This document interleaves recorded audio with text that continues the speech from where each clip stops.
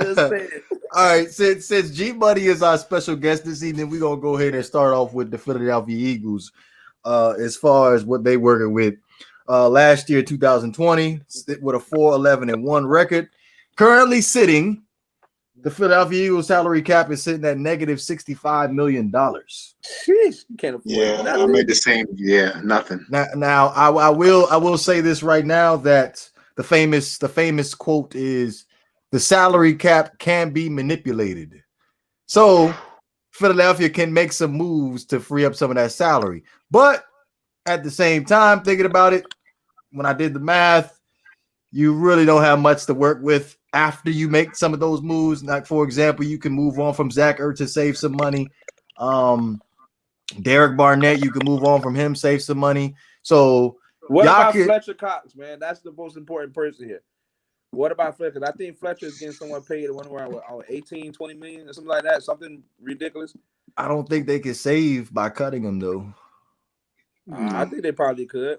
Not cutting him, but moving his contract. Oh well, yeah, moving his contract, yeah, for sure. Right. For trading him But for something, then. Yeah, man. What about keeping him? No, it doesn't work with the no. Look, it could, but well, Philly's gonna have a lot of players on league minimum contracts next season. Right. I've already accepted that we're gonna be trash for a while. We're starting over. I've already accepted that. So it doesn't matter what we do. Yeah, but no, it doesn't matter what we do. We're going like this right now. That's fine. Sometimes you just need to start over. Just beat Dallas, bro. Yeah. That's it. Just beat time Dallas. to rebuild. It's time to rebuild. Yeah. they ain't beating Dallas. Not anytime soon. They ain't beating Dallas. They need to so? go with a full rebuild mode. Hell man. no, you're getting swept for the next 3 years. I'm not accepting that. I'm not accepting that. Hey, what do you think of your new head coach that has a hard time public speaking? Who is the coach of the Nick, Eagles? Nick Sirianni. Okay.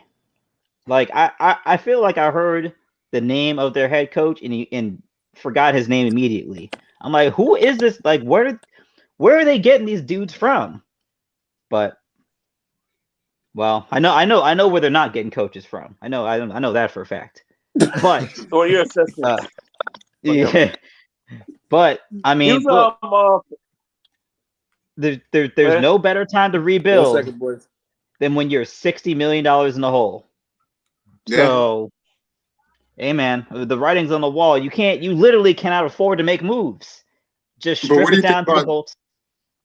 I'm sorry, Havoc. What do you think about Jalen Hurts? Do you think he has a future?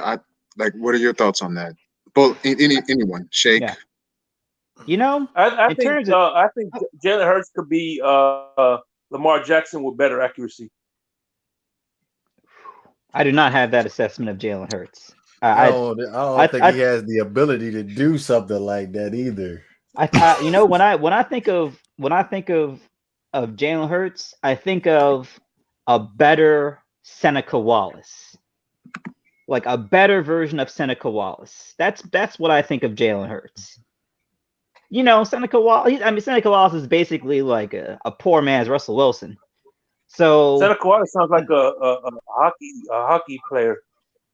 That he was Russell Okay, Wilson's you're talking about the backup guy that played for Seattle, yeah. Seattle. Yeah. He was a receiver at first, then he converted to quarterback. Yeah. Quarterback. Yeah. Wait. Well, no. He came in as a quarterback, and they tried to convert him, right?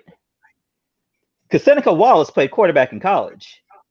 Either or. I just know that he used to play receiver. Well, this is at the time when, you know, if you were a black quarterback with wheels, they was trying to turn you into a wide receiver. Basically, yeah. But that's what I think Jalen Hurts is like. I think it's one of the situations where if you have a good team around him, he'll be fine. But if I don't see him putting the team on his back and doing anything, so to say. But look, maybe the Eagles they already planned their rebuild at last year's draft, and everyone's just getting the memo right now. That's what I think it is. Mm-hmm. Because, like I said, I think Jalen Hurts could galvanize the team. He doesn't really have to put them on their back. He's one of those guys that could actually complement the team around him. G Money, real fast. Let me ask you this: Yep. Are you confident in the Philadelphia Eagles' offensive line in 2021? No. Okay. On that note, no. I do not think Jalen Hurts. I do not believe in Jalen Hurts at this point. Boy, them wide receivers, they're bums. They're looking rough, looking real rough, man. Yeah. I tried to find you a low budget wide receiver, and based off of what I got right now, Dez Bryant, you could possibly try to get Rashid Higgins from the Cleveland Browns for a low budget. Grant. You can't not that low. You ain't getting that. Possibly a Corey Davis, but outside of that, man, it ain't looking too good as far as the Philadelphia Eagles. As far as receivers, you better hit on every single draft pick that you get. Yeah, it's time to start loading up on them picks. I agree. But just give us your honest opinion as far as the biggest team needs that the Philadelphia Eagles have right now. Offensive line and the defensive backs. I think the cornerbacks and the safeties, they give up too much. They you know how they say don't bend, or you could bend but don't break? Well, they're always breaking. They're not bending. You know, like I can't stand them. So yeah, I think personally, D-backs, offensive line, and once we fix that, I think we can ride with Jay. Okay, so one more question before we end up moving on to the next team. How you feel about Darius Slade from the point where he ended up getting the big contract to now after the season, as far as his performance is concerned? I thought he could have performed better. You know, I thought he could have did better, but he's doing good for what he's for right now. I just think that you put that pretty humble just now. Yeah. Trying to be nice. He's trying to sleep on the right side of the light. You know what I mean? Yeah. Like, look at the bright side, you know. Hey, look, man, we weren't, as Dolphins fans, I mean, we were not in as bad of a salary cap situation as they're in, but you know what I'm saying? We've seen tough times. So I get it.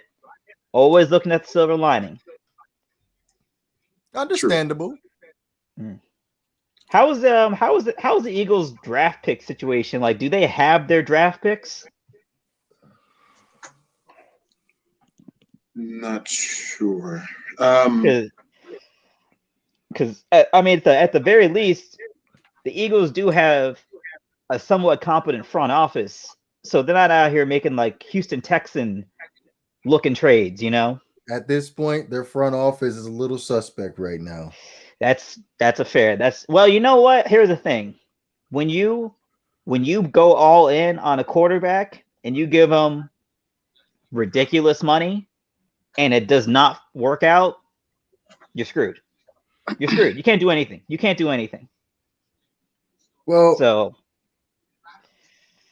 and you know, how could you blame? You can't blame them after the performance Carson Wentz gave when he was healthy. You can't blame them for giving him a contract early. They're trying to actually get ahead of the curve by giving him a contract early, but didn't work out. So they have 2 third-round picks.